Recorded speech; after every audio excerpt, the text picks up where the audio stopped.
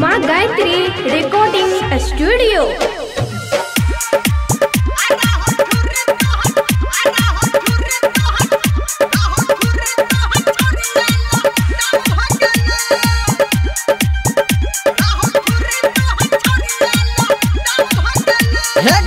छोट रहो टुकला आम भगेलो, छोट रहो टुकला आम भगेलो, रहो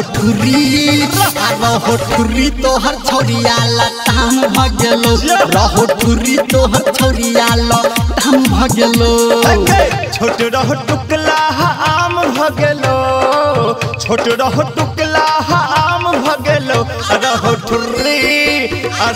ठुरी तोहर छौरिया लताम भगेलो, रहो ठुरी तोहर छौरिया लताम भगेलो।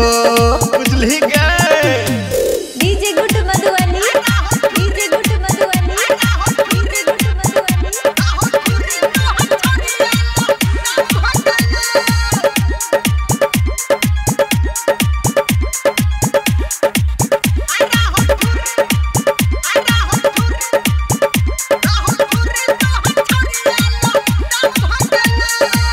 चढ़ल जवानी तोहर भेलो उमर गे, आगू नहीं छौ तोरा छौरा सबके डर गे। चढ़ल जवानी तोहर भेलो उमर गे, आगू नहीं छौ तोरा छौरा सबके डर गे। हे गे महग जवानी के धाम भगेलो, महग जवानी के धाम भगेलो, रहो ठुरी तोहर छौरिया लताम भगेलो, रहो ठुरी तोहर छौरिया लताम भगेलो।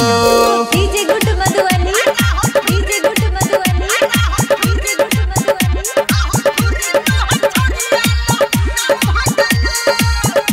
अभी आप सुन रहे हैं सावरिया म्यूजिक।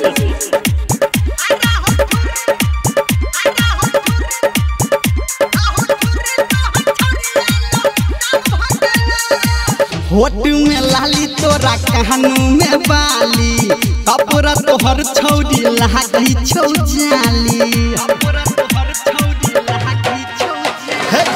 होट में लाली तोरा कान में बाली, कपड़ा तोहर छौरी लागे छौ जाली।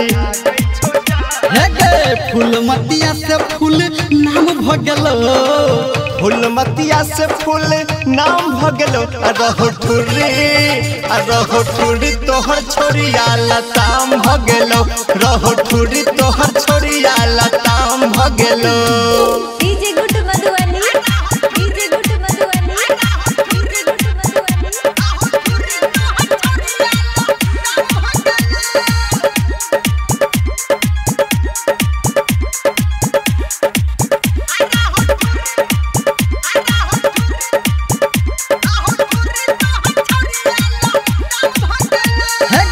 कहो धर्मेंद्र झुनझुन वाला, तोरा जवानी के तोर तहु के साला।